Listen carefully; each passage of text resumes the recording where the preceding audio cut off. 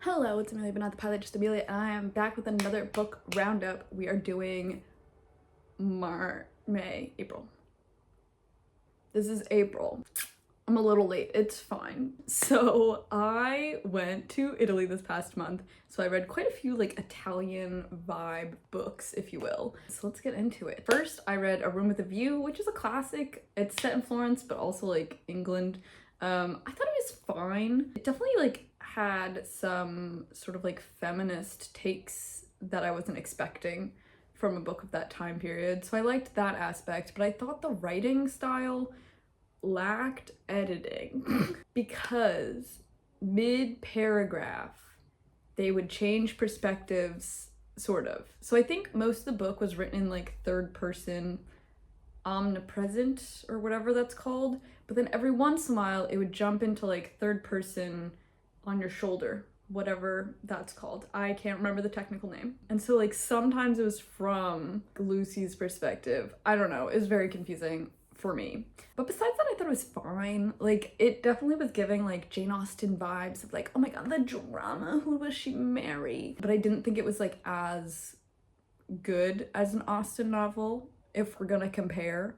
But it was really short and it was fun, and they go to Florence, which was like fun since I was in Florence. But besides that, it was just eh. I also watched the movie, which has Helena Bonham Carter and Graves from the Sherlock TV show and someone else. Both of the dames, Dame Judy and Dame Maggie, were both in it.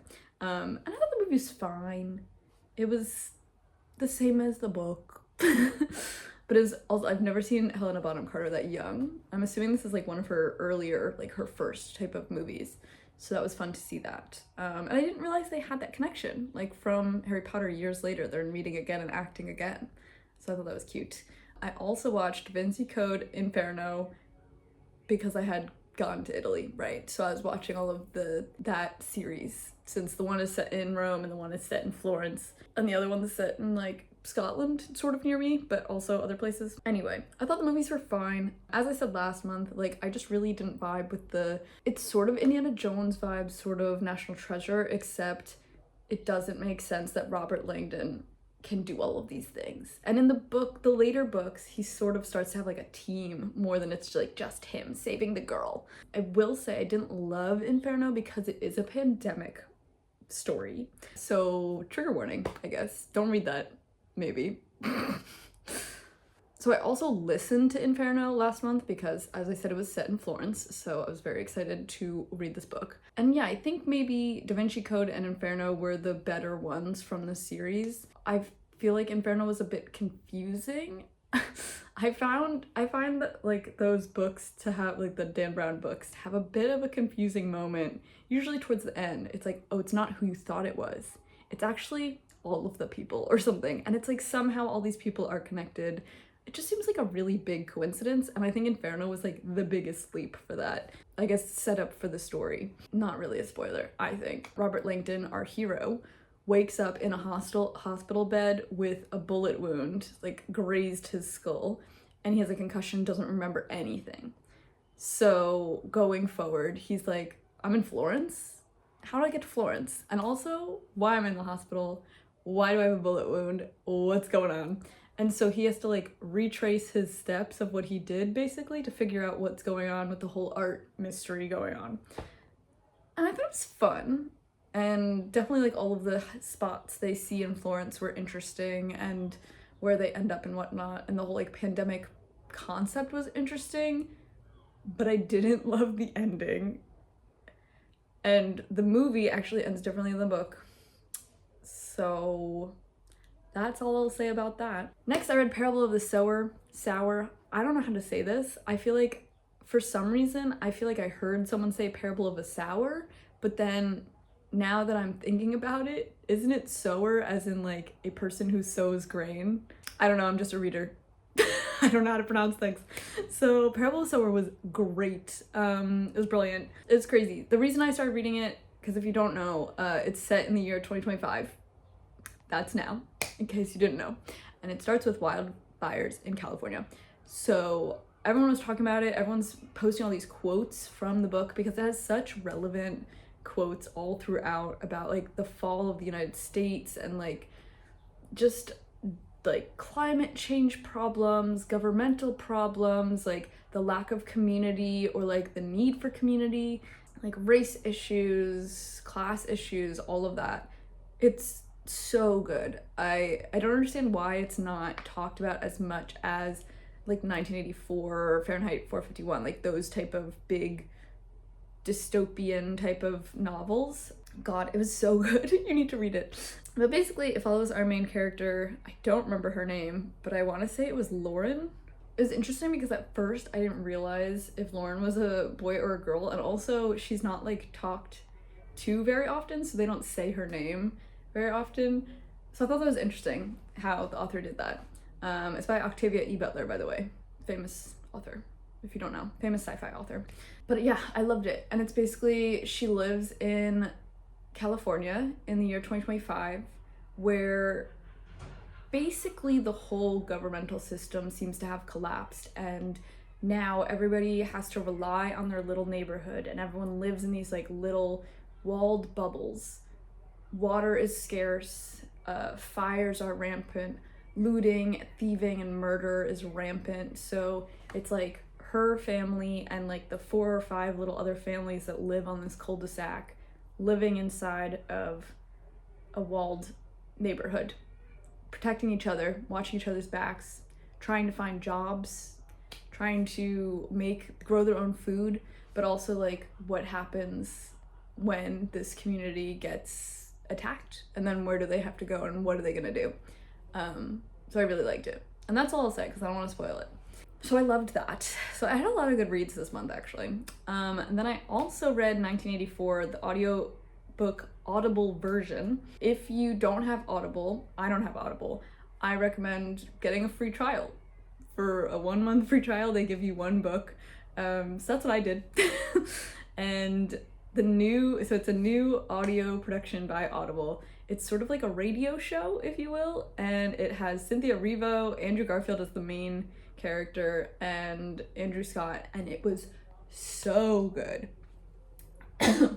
It's only 3 hours long, so they've abridged it, shortened it, so it's not like Andrew Garfield isn't reading the book to you, it's more he's acting it out. So the dialogues are happening between the 2 characters, or like Andrew Garfield's thoughts as the main character. Sorry, I don't remember the main characters. As you know, I'm bad with names. I don't remember any of the characters' names. Is it Winston, right? Winston, it's like Winston's thoughts. So you get Winston's thoughts on what's happening and what he's seeing, but then you'll get like his dialogue between people, and you'll get background noises of like, oh, I guess they're in a market now, or oh, I guess they're in an office.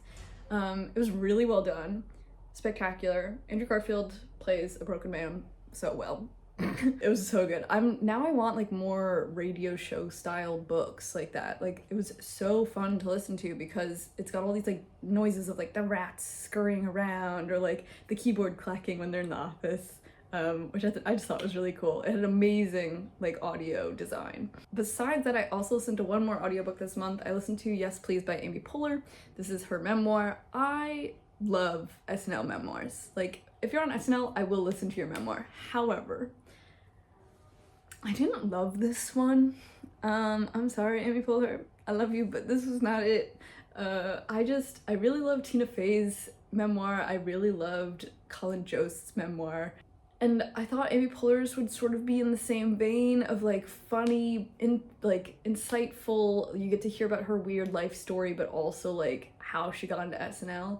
And it was funny, but I didn't find it that insightful, and I also found it sort of annoying at times because most of the book felt like she was trying to fill space and fill time, and that she didn't actually have anything to say. She just was trying to hit the word count, especially because the book starts with an entire chapter about how hard writing is, which is ridiculous to include in a book.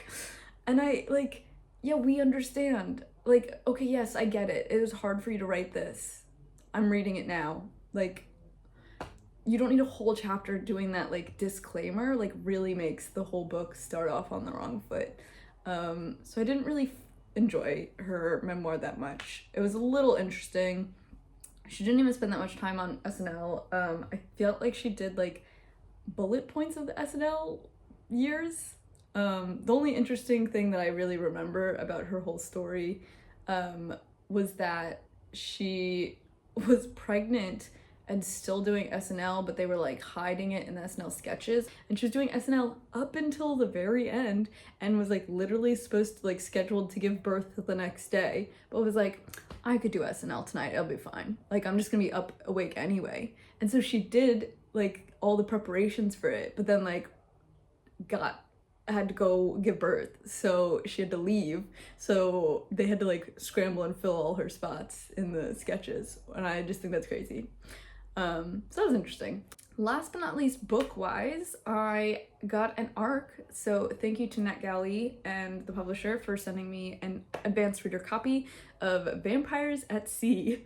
I chose this book because the cover looked cool, and I was like, I like vampires and I love nautical books.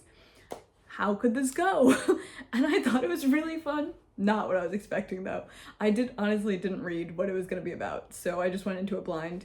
I had a really good time. So this book is not gonna come out until October 7th, 2025, but if you are on NetGalley, you might be able to request it and read it early and give them a review. I thought it was really fun. It's a queer story about a vampire couple who go on like a queer black cruise, I think was what it was called.